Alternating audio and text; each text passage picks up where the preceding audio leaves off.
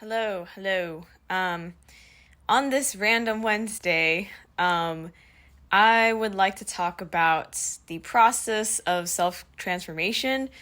And this one is going to be potentially really long, like even longer than like my standard ramble length. So I do want to put that as a heads up. I might just like compile this into like a YouTube video or something at some point because it's just like that long and it can like have chapters. But anyway, yes. So I've had to transform a lot in my life, and people who know me for a longer period of time would kind of feel that like every year I'm sort of like quite different than the last. Um, and so I've tried to like distill everything into these steps, which don't necessarily have to be done in order, but you can be at one step and then go back, or you could do the steps kind of out of order. I do think there is a bit of like a progression to these steps, but yeah. Anyway, so I had to write the shit down. So the steps that I came up with were acceptance, manifestation, dissociation, disillusion, forgiveness, interpolation, and integration. So, the way that this is going to go is that I'm just going to talk about each of these steps in detail in the perspective that I experience it. So this isn't some sort of like, I guess, summarization of like a book I've read or something that I think can even apply to everybody. This is just me journaling my experience of self transformation, and if being aware of this sort of stuff helps you too, then I'm happy to provide that. Okay, so we are gonna start with one, acceptance. So acceptance. People often say like, oh, to solve a problem, the first step is to accept that you have a problem. And I think that's true in the realm of like deciding to transform as well. And you don't have to transform in response to a problem, but I think you do have to decide like, hey, I need to change, or that like something needs to be disrupted in a way that's going to benefit me in the future. And so I think aside from that acceptance of like, hey, I need to change, there also has to be an acceptance of like who you are right now. And kind of just being like, yeah, I am not great with communication, or like I am, still holding on to this memory that is not serving me anymore. The reason why this step is so important, and honestly, like, I think everybody kind of has to go through this step regardless of whether they're going to transform or not, but every second or every bit of energy that you spend towards not accepting something or denying something, you're wasting it. Because the process of self transformation requires so much energy. There's, fucking like six other steps or something, right? And if you're spending this energy on sort of like repressing something about yourself, or having to tell yourself stories to convince yourself that you're not this thing, you're just going to like have a really hard time transforming. And this step is to just get that shit out of the way. So to be more specific on how we can spend energy repressing parts of ourselves and not accepting ourselves, I was having this conversation with my bestie, Ignatius. And we were just talking about how when you say, excuse me, like, I believe X, it's somewhat like a little counterintuitive, or kind of it sabotages your own statement. Because if you believed it, then you wouldn't have to say I believe in front of it. You don't say like I believe I'm a human or something. It's like there's like some sort of cognitive like filler or chaff that's just taking up space in your brain. And you can just say like, hey, I'm human, right? And there's almost a sort of like bodily like confirmation even when saying that. It's not just in the brain. There's a lot of things that we can tell ourselves, that we often tell ourselves to sort of like help cement this self concept of like, I am this person, and it's basically the ego sort of like constructing itself. And I say ego in a very neutral sense, like this is our costume, this is our armor that we wear to the world so that we can like function properly. And I think that like when we repeat narratives such as like, oh, like I'm Asian American and that means this, or like, I'm a programmer, so like I belong to this community and I do this. It's a way of constantly sort of like bolstering and like repairing and holding up this sort of structure that we have for a variety of reasons. So here I want to talk about the ego because it's a very important, it's like the centerpiece basically of like the rest of this talk and kind of what we're doing with it. And then I'll go back to like the original question or the original point I was trying to make earlier with the reasons why we have to repeat our self-narratives. But yeah. So the ego, in the way that I understand it, is basically a very necessary portion of ourselves that is just like our shit together, the shit together that we present to ourselves and to the world of like, hey, I'm functional and you can rely on me for these things, and I can, like, I am a thing and I deserve to be respected separate from like the rest of everything. And that is how I interpret the ego. And usually ego can be used sort of pathologically, like, there's like so much ego into this. But I think that's when there's like too much ego. I think ego can be a healthy and necessary thing. This was just sort of improvised, but basically I like this idea of saying like my shit or like someone else's shit, kind of standing in for like the ego. So I think I might refer to it in that sense, like henceforth. But anyway, yeah, so that was a quick little rundown on the ego. So yeah, the reason why we construct these narratives for ourselves is because this is our way of trying to get our shit together. Like, just like mentally organizing or like putting the traits of what we want to be to have like getting our shit together feel satisfying. So that's like a big reason why we could just tell ourselves like potentially white lies. This is a section where it can get kind of personal, or it could it could make people mad. But how many people like have you ever come across a person who always had to say like I'm attractive, and like you knew for yourself like, oh, this person is like not really, like they wouldn't score very highly on the scale of being conventionally attractive, or people who are like, oh yeah, like I knew I was right, I'm always right. And it's like, maybe they are right, but it does make you wonder, like, were they put in situations where people always told them they were wrong or something?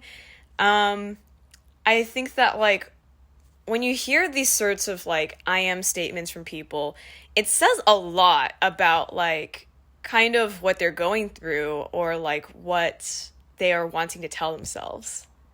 This can also kind of show up in behaviors or patterned behaviors as well that a lot of the time people are not even aware of. Like, for example, I heard of this guy who was like the roommate of like this friend I had, and this guy was so obsessed with his height, and everything he did was to sort of like increase his height, or like even just talking to other people, they would talk, like he would talk about their height. I think everybody kind of like can relate to knowing someone who is like very fixated on something and getting a sense for like this fixation is coming from a place of like lack in self-worth. um like fixations can reveal a lot about like a person's life. The goal is to accept your true self, which is a very sort of like hairy concept, I think. Increasingly, I'm putting a lot less value in objectivism. I don't know if there's such thing as like an objective self, but I do think there is a self that exists that is free from mental constructs. And that self is likely to be, more aligned with your body, be more aligned with others, like the consensus of other people's bodily experiences of you. And I think it's important to let this self shine.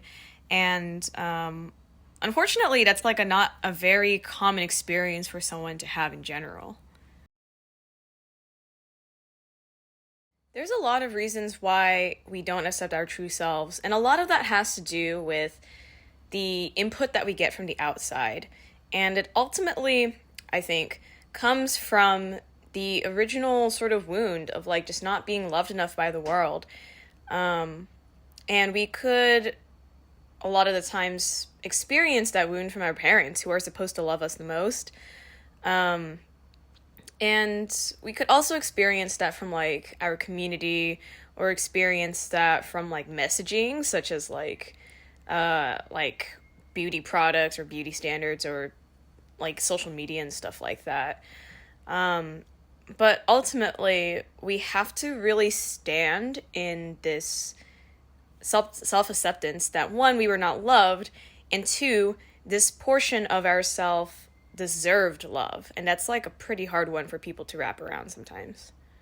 If we change ourselves for the purpose of making others happy, or for the purpose of sort of like hating ourselves or trying to get rid of something that we don't like about ourselves, it's going to end up still biting us in the ass, because that original wound is still there. And even the transformation itself will start to feel like self-harm rather than like self-improvement and self-love. And, we can't accept ourselves so perfectly and fully. And so I think we have to kind of embrace that it's going to be a little imperfect. We're not going to fully love and accept ourselves before we get onto this journey, but I would really encourage just trying to do so as much as you can. An example is, I can think of one, like maybe weight loss or something like that. If you're kind of coming at it with this sort of like, I hate how I look, I bet everybody else has all these like negative thoughts about me. I bet they hate me too, because they've told me things like, oh, you're fat. All right, I'm gonna like lose weight. I'm gonna change.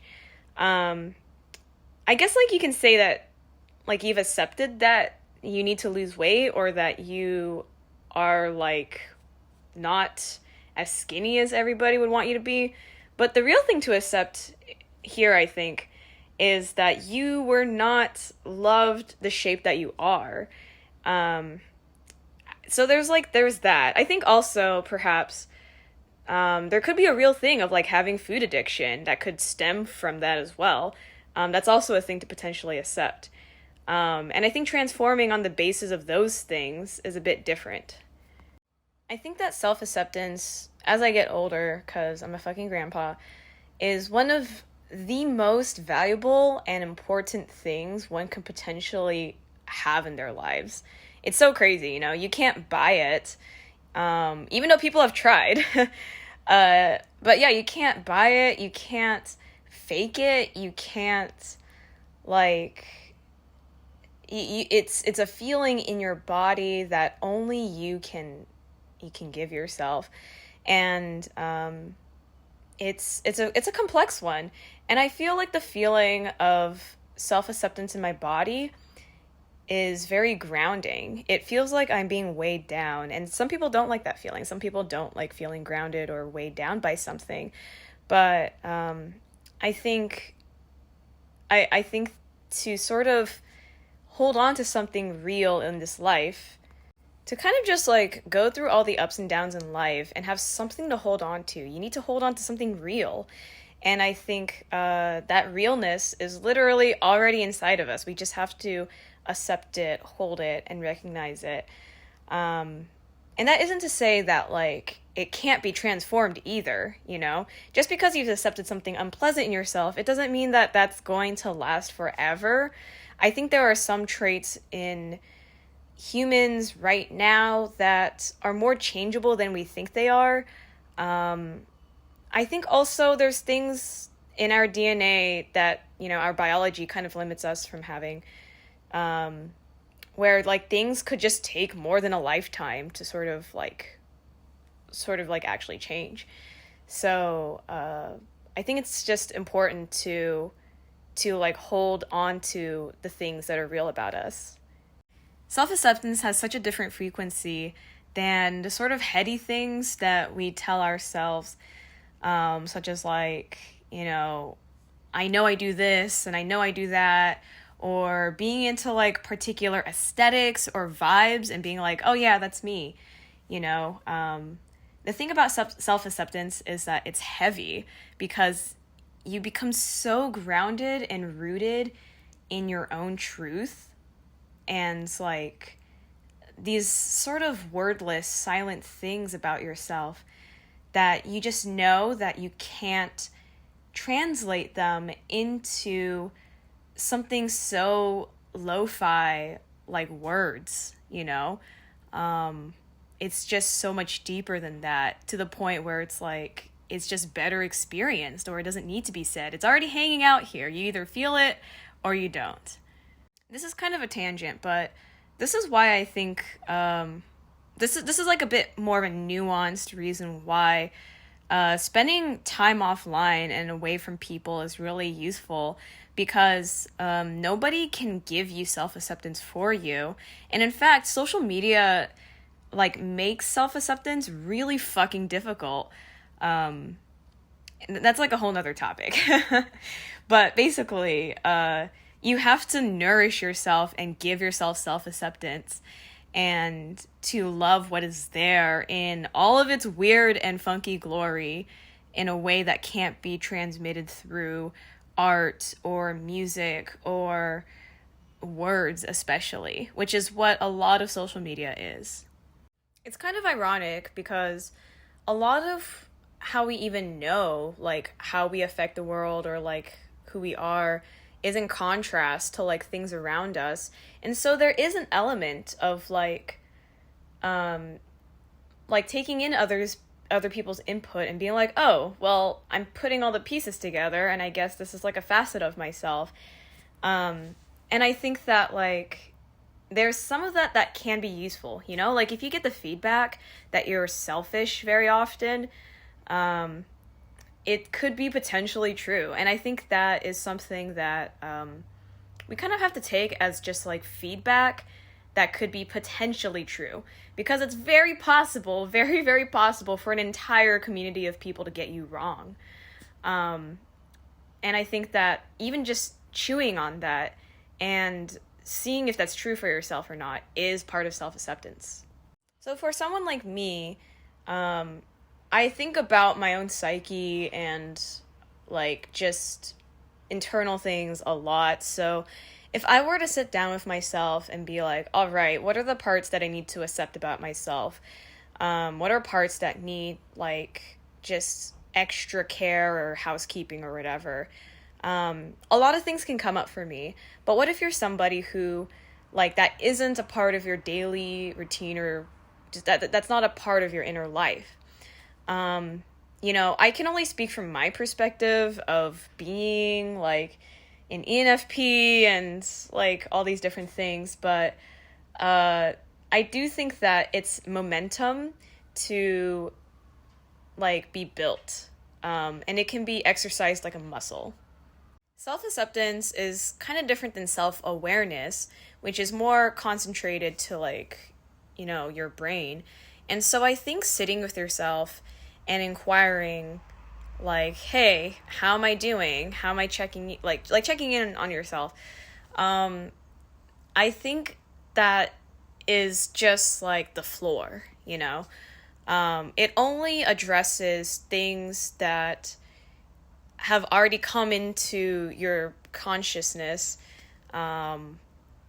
without like too much effort, perhaps.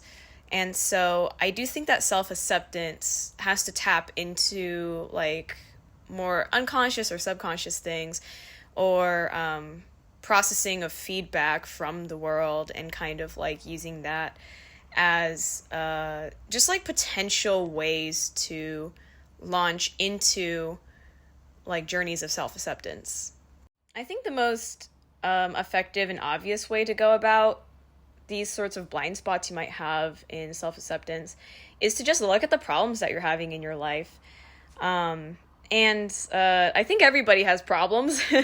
And I do think that like at the root of a lot of problems have to do with like a reflection of how you value yourself and what you give to the world.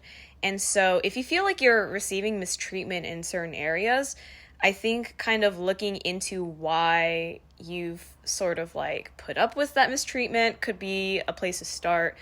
I think also just areas in which you wish you were more recognized, or that you wish were more valued, are also places where like some self-acceptance could take place as well. And this is definitely not to say that you deserve any mistreatment, or that the mistreatment that people give you is your fault or anything. Like, no, when people are shitty to you, they are shitty to you. Like, I don't want it to be taken in that way at all. It's just that, like, I think that that's sometimes a symptom, or sometimes, like, a thing that follows from a lack of self-acceptance. And again, I want to separate this from, like material things affecting you, or just like actual bad intent from other people. There's less obvious methods for sort of like tapping into your subconscious about things. You could do something like just journaling, or just like writing with your right hand and responding with your left. Or if you're like me and you don't mind like more witchy occult stuff, I think like tarot cards, or just like astrology, or just like that kind of stuff has helped a lot with self-acceptance. I think even things like Myers-Briggs has helped a lot of people too. And sometimes it's so, sometimes it's a bit undervalued how valuable these sort of like these systems of personality or thought can help people. And it is towards the goal of like self-acceptance, or acceptance of other people's selves. And I think that when you undergo through enough self-acceptance, you find yourself just lighter and just more free and more true to yourself, which just contributes to a happier life. But also, and I think this is another point, like, why this is necessary for transformation, you can get bored because you're just like, oh, I'm not growing, or I'm not stimulated enough, because I'm free from having to like mentally bolster this self-concept all the time. So you get bored, and that actually just makes self-transformation so much easier. If you have to transform, still being attached to this person that you're not sure you are, or that you want to be, it's just a lot harder, right? But if you're bored, it's just like, yeah, why the fuck not? I have nothing else to do. Okay, so I think for the purposes of this talk, that's kind of where I'm going to cap it for step 1, acceptance. And I'm also realizing, like, I think I'm just going to have to turn this into a series or something, because this is just so much. Like, there's so much I can say about each of these steps. And I found myself sort of like sort of at times retaking like certain segments and having to rush it to feel like, oh, I'm trying to fit more in, so, I better condense this. And I found myself just not jiving with that. So, yeah, I want this to evolve like genuinely and naturally at a pace that feels good. And again, I'll probably be like compiling all these and putting it on YouTube. Uh, Although I would suggest just like staying tuned in to each time I film these because, when I film these, it's all improvised. Every minute that I take is like a journey that I go through. And if you sometimes notice like how some segments take longer than others, they are bits that I rework over. But, this whole process is one that I'm happy that people are willing to go through with me, I guess. And I think, yeah, I just appreciate you all like listening and learning and chiming in. Thank you.